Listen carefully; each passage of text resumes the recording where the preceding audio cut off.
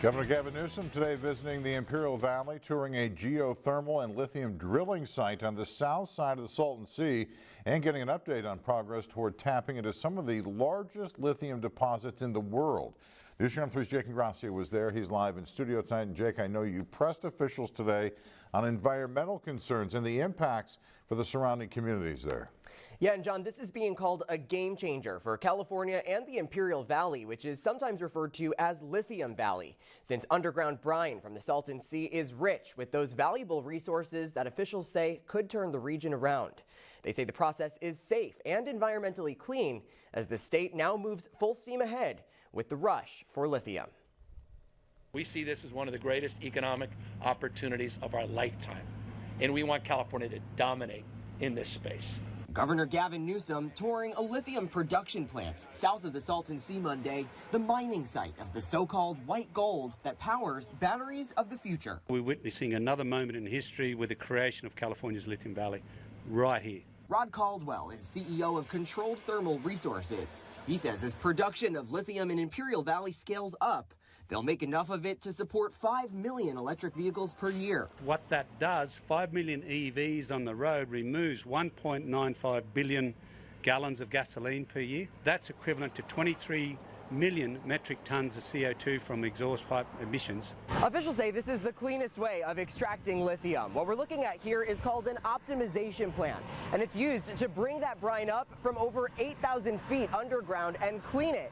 Those emissions at the top, that's steam used to cool that lithium down to a manageable temperature, and officials stress that this is a closed-loop system, which they say means minimal environmental impacts to the surrounding communities. What assurances can you give to these underserved communities that these corporations are not going to come in and create further environmental disaster? The Regional Water Board, the district, air quality district that covers this area, they can continue to monitor this lithium recovery process.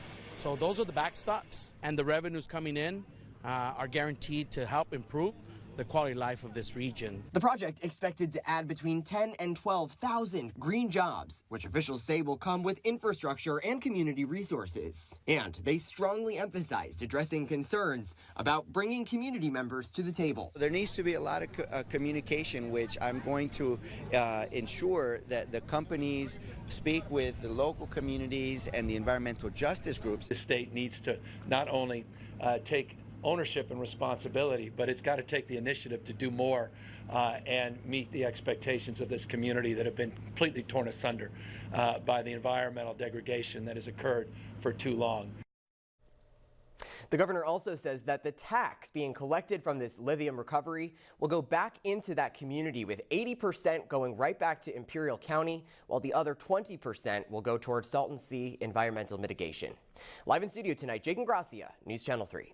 Thank you, Jake. And morning anchor Angela Chin has gone in depth on the issues at the Salton Sea and progress being made and lack of progress as well. Today, she had the chance to ask the governor point blank why the state is not taking long-term responsibility for projects at the sea.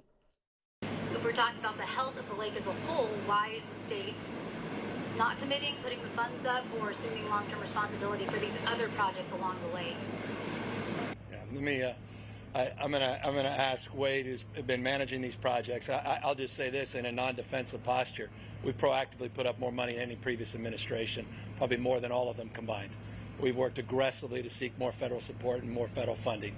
I've got my entire team more focused on the Salton Sea than any previous administration. I'll just start by sharing what the governor shares with us privately and acknowledge that residents around the sea have been waiting a very long time for projects that are going to stabilize the sea. And so, as he mentioned, over the last 4 years, we have built momentum thanks to the leadership of the people behind me.